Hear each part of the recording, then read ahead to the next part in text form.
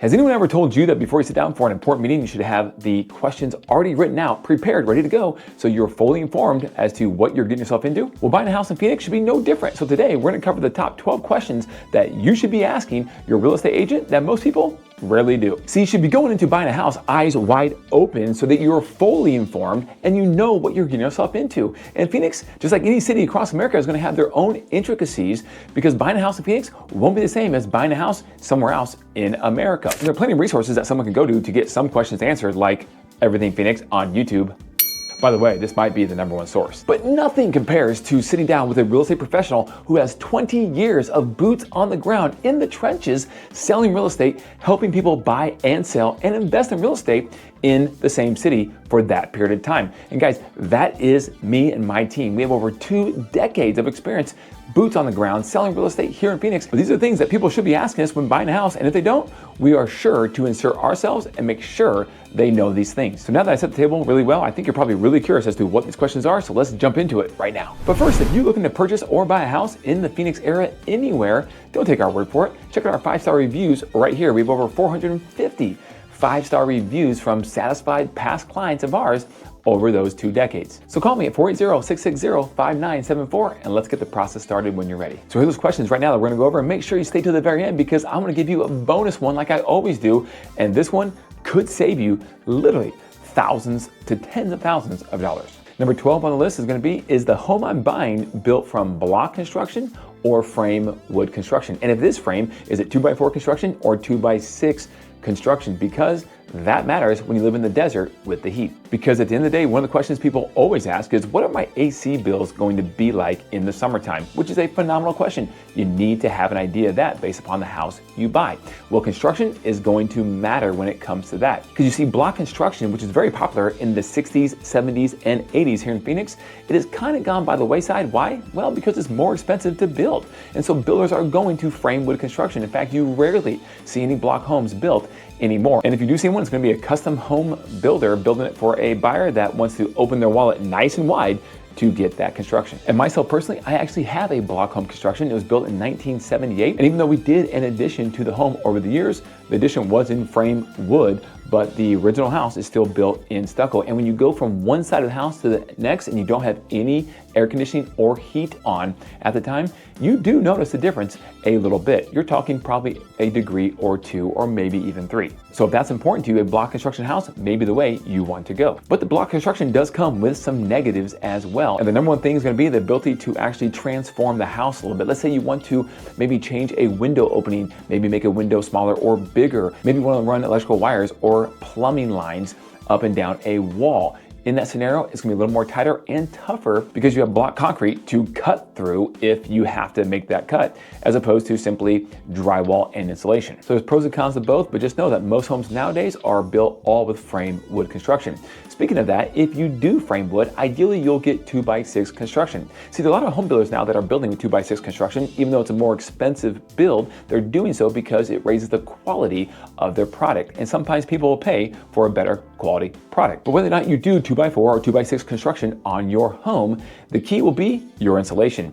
Ideally now you're gonna have spray foam insulation that goes into your house. Now they still have the rolled batt insulation that goes up and down the walls or in the attic, and you need to have that in the attic. That is a very important thing. But regardless whether you do spray foam or you do the blown in or rolled batt insulation, you want to make sure you have the appropriate levels of insulation to keep the cool weather in your house or the heat, possibly in the months of December and January. So you need to be asking, is it block or wood construction? And you need to find out what type of insulation is in the house. Number 11 is going to be, is the roof made of tile or shingle? This is very important. And what is the average lifespan of that roof? And most importantly, how much of that lifespan is probably left on that roof when you buy the house? See, a lot of people don't realize this, but when you talk about getting a new roof on a Phoenix home that has tile as the shingles, you're not talking about replacing the actual tile shingles on the actual roof. You're talking about the underlayment that is under the tiles that they protect. And this underlayment, this felt paper, comes in different poundages. And if you get the thicker poundage paper, it's gonna last a little bit longer. But typically you're looking at a lifespan of about 20 to 25 years on that paper before you have to replace it, because you'll start to notice some leaks happening in your roof over time. But the majority of the cost is gonna be actually labor, because the paper is not that expensive. but it does take a lot of time, energy, and effort to pull all those tiles off, stack them off to the side, put the new paper down, make sure it's all clean and crisp, and then re-put the tiles back on the roof. So the majority of the cost is going to be labor, but nonetheless, those tiles are going to last a long time. We're talking maybe up to 100 years in some cases. But you need to know how old the roof is when you buy a house, so you know approximately how much lifespan is going to be left on that roof, because that's a big ticket item. Number 10 is the slab a post-tension slab or a regular poured slab? And is one better than the other? See, there's certain parts of the desert that have expansive soils. Now, the entire area of Phoenix does not have expansive soils, but there are certain areas that are more prone to expansive soils than others. So what does that mean for you as a homeowner? Well, good question. What it means is that because those soils can expand over time, the slab could be prone to maybe have some cracks in the foundation more so than other plates in the area that don't have expansive soil. And so in those areas, you really want to have ideally a post-tension slab. Now, these are a little more expensive because they come with reinforced concrete and rebar and things of that nature. But the reality is you do not, and I repeat, do not want to drill into a post-tension slab. So let's say you buy a house, it's a couple decades old, and you want to do some remodeling and you want to move things around, walls, maybe plumbing lines. You need to consult your builder and know exactly where things are at before you even consider drilling into that post-tension slab. In fact, you should never even do it regardless. And so you will have some limitations on maybe future remodeling if you have a post-tension slab. But at the end of the day, it's still worth it. Why? Because the last thing you want are foundation issues with your slab. Those are very expensive, and a buyer who's purchasing the property needs to do the due diligence and find out, are there any potential hairline cracks in the foundation that they need to be aware of in the future. Number 9, and this is a good one, what direction does the house face? So why is that important? Well, I'm glad you asked, because there are ideal scenarios in which way the home faces that will work for the Phoenix area, because it's hot in the summertime. You know, there are 2 seasons, right? Pure awesomeness is the 8-month season, and the other season of 4 months is hot, because it's hot in June through September. No questions about it. And so the worst disposition overall that someone could have for a full-time resident in Phoenix is going to be a west-facing backyard, because you're going to have the full sun in the summer beating down on your backyard. Now, on the flip side of that, if you are a snowbird and you're only going to be spending the winter months in the Phoenix area, then actually having a west-facing backyard is phenomenal. Why? Because you have the beautiful sun in your afternoon when it's a high of 72 degrees, and that is exactly what you want. You can spend time on the patio, baking in the sun when the rest of the country is in snowy weather conditions. And you can sit there and have a smile on your face with a glass of lemonade, being super happy that you own that house and are spending time in the desert in the winter.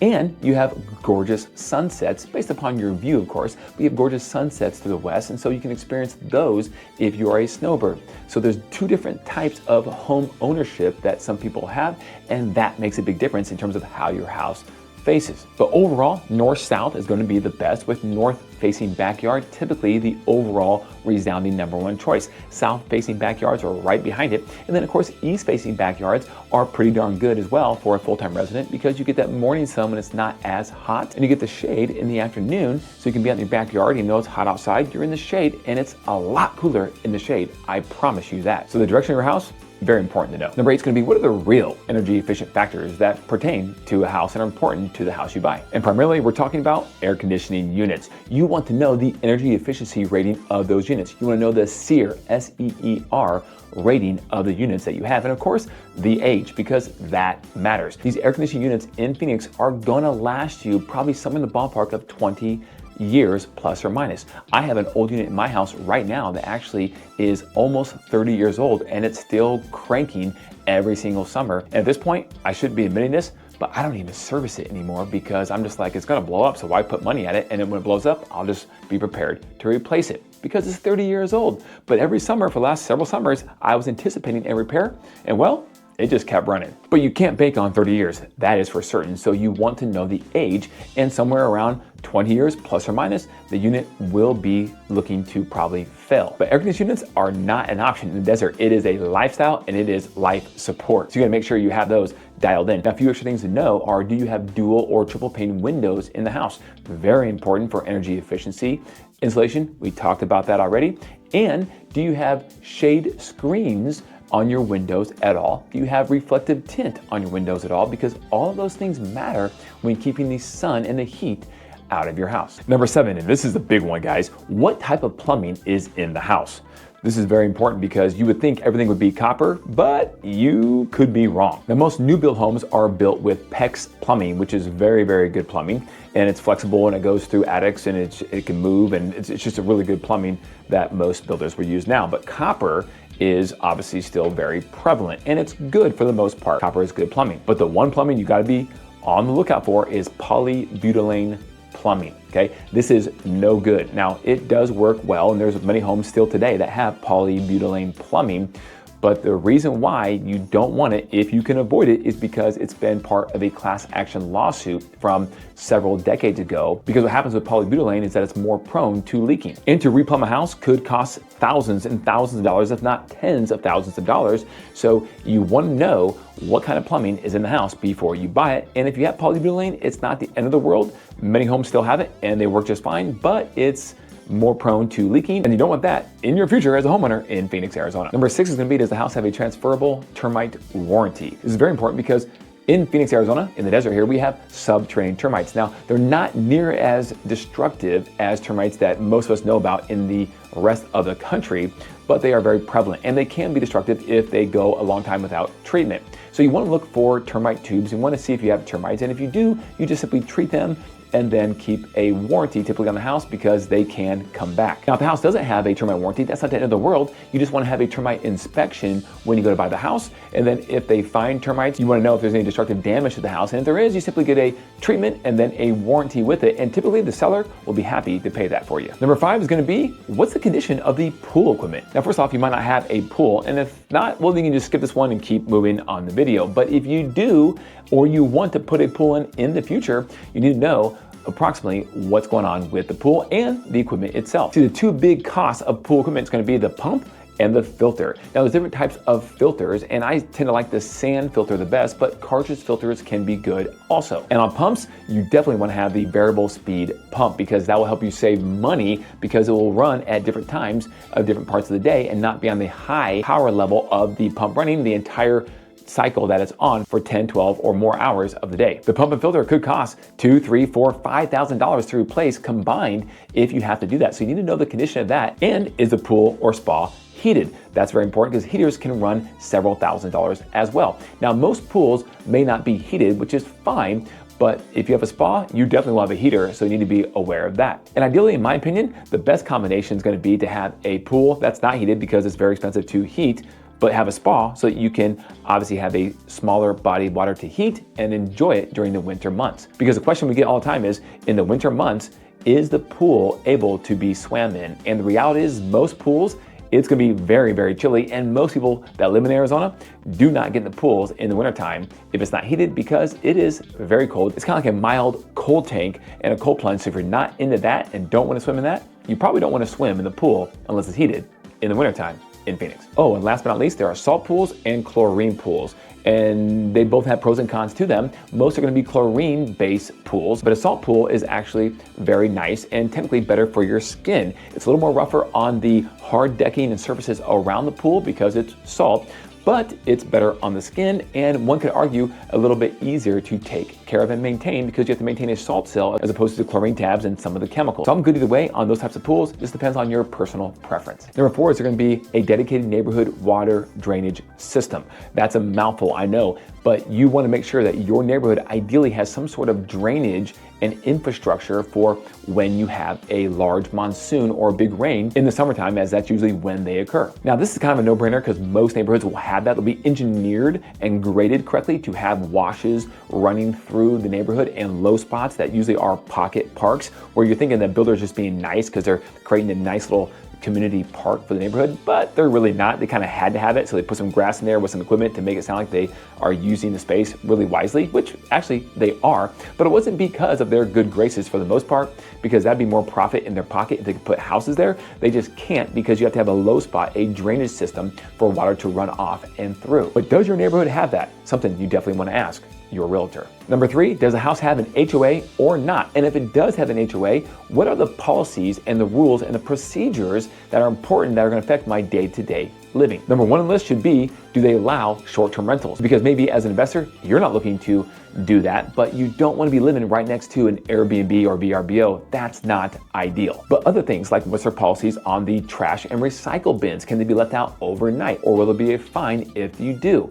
Could you have a structure parked in your backyard behind your gate, like an RV or a boat or some sort of quad or toys like that? Do they allow overnight parking in your driveway or on the street? See, some HOAs won't even allow overnight parking in your own driveway. They want all cars to be parked in the garages. So if you have a 2-car garage and you own 3 cars, well, you're gonna be out of luck living in that house, in that neighborhood. Now, most HOAs will allow overnight parking, but some don't. So it's a very, very important question to ask about these procedures. They're called CC&Rs to your real estate professional before you buy that house. Number 2 is gonna be, what's the noise level really like living in this neighborhood or house? Now, if you back to a busy road, that's pretty obvious. You're gonna have some road noise, like other things like airplane noise. Are you close to an airport? Are you within proximity of an airport? How about schools? Is there a school nearby where you're gonna have traffic coming for pickup or drop off, or even sporting events at that school? Maybe you live by a green belt or a community area in the neighborhood, and there's gonna be landscapers there once a week or even more frequent doing landscaping early in the morning, and well, you don't like to wake up early, so this could be a little bit of a problem if you like to sleep in. All these things matter, and the cool thing is sometimes your real estate professional may not really know, because you may have to experience living in a house before you really know the ins and outs of the noises, but the seller, they need to disclose that. See, in Arizona, the seller has to disclose anything and everything they know about the property when you go under contract. They have 3 days after going under contract to give you all of those disclosures, which you have the opportunity to review and sign off on. And if there's anything on there you don't like, then you can cancel the transaction within the appropriate timeframes and receive your earnest money back. No harm, no foul. Now, before I get to number 1, I do have that bonus that's arguably even more important than number 1, so stay tuned for that. But number 1 is going to be, on this property, have you ever had any pest infestations that are prevalent that we need to know about? See, in the desert, we have some additional creepy crawlers that most of the places in America don't have. Number 1, snakes. Number 2, scorpions. Number 3, roof rats. Now, we do have other bigger animals that really can't get inside of a house too well, like javelinas or bobcats, but we'll save those for now. But let's focus on those first 3. Now, number 1, snakes, well, they're pretty big too, so for the most part, you would know if they got in your house, and they can't get in there very easily because of their size. It is still possible. You have rattlesnakes, you have king snakes, and the list goes on from other species of snakes that do live in the desert. Now, most of the time they won't be inside houses, they won't even be in your yard, but it is possible if you live in the mountains or next to a desert wash. It's a little more probable that you may have a snake circling around your property or your lot every once in a while. So just be on the lookout for that. Number 2 is going to be scorpions, and that's the big one. That's the one you really need to know if someone is disclosing they've ever had a scorpion problem, because scorpions are kind of territorial by nature, and some houses just have this weird infestation that scorpions are very hard to get out. Now, it is somewhat rare, let's be honest about that, but you really want to know if that's the case. If someone's seen a scorpion from time to time here and there, that's okay. You can treat that for the most part primarily by treating their food source, which are crickets. And if you get rid of the crickets and their primary food source, a lot of times scorpions will be gone. But once in a while I run to a house that just has this weird problem with scorpions that you just can't seem to shake. And again, you're typically talking about homes that are more so tucked into a mountain or next to maybe a landscaping nursery where they're tilling up the ground because they're planting things and have pots and plants and trees, or maybe next to a desert wash. Again, these are generalities, and that does not mean every single home in a mountain area or by a landscape nursery is gonna have a scorpion issue. But nonetheless, it's something you need to ask. And number 3 is gonna be the roof rats. I know, rats can get in roof and they can burrow in there into the insulation, and they can take up shop like their own home. And you gotta be careful that doesn't happen. And how you know is you'll be here at night, little feet running across the top of your ceiling that don't sound normal. And that's your first clue. But again, the seller should be very, very aware of this, and they should disclose if that's the issue. And again, you need to ask that question to the seller and your agent to make sure that answer gets met, because you don't want to have a roof rat issue in your house. Now to the bonus tip, and that's going to be, you need to ask your realtor, should I get a sewer scope of the house I'm looking to buy? And the answer is resoundingly yes, you should. Now, the newer homes, the home is only a few years old, then you probably honestly don't need to do that, but still not a bad idea. If the home is old by any stretch of the imagination, you need to have a sewer scope done to know what's going on with the piping from your house to the city sewer line. See, most people don't realize this, but insurance typically does not cover that problem if you have a leaking or broken main sewer line running through your front yard. So you need to be aware of that because that will cost thousands of dollars to fix. You do have the cheaper option of always hydrojetting a sewer line that's clogged or filled with debris and gunk, but that's typically a temporary solution that may last just for a year or two. If you have tree roots running through your sewer line, you need to be aware of that because that is going to be a bigger problem that's not going to get better over time and does need to be addressed. Now, we do have a good plumbing solution in Phoenix, Arizona that I don't know if it's around most other places across the country. It probably is, but this is called lining a sewer line. See, that is a lot less expensive because you don't have to dig up much. You simply put this material, this product through the current main sewer line. It hardens and forms a line, a shell around the inside of the pipe, and therefore it becomes kind of like your new pipe if your old one was cracked or leaking. So this can be a lot less invasive and cheaper to get done if you have to do this, but you need to ask that question because that will save you thousands of dollars. Because many times the sellers aren't even aware they have a problem down there, and you make them aware during your inspection period and all your due diligence that your realtor is going to help facilitate for you, and now you alert them, and if they choose not to fix it for you and you walk, they now have to disclose that to all other future buyers. So in most cases, the seller will be more than happy to work with you on rectifying that problem. Guys, thank you so much for watching our video. We really appreciate it. If you have any questions at all, call or text. Don't hesitate. Do it right now. Pick that phone up and let's go. 480-660-5974. You can email me too if you prefer to do that, or just book a time on our calendar link below, and we'll chat and we'll get you all taken care of and fully informed on everything when it comes to buying real estate or selling in Phoenix. But if you want to know the 15 craziest things that you should know about when moving to Phoenix, click on the video on the next screen.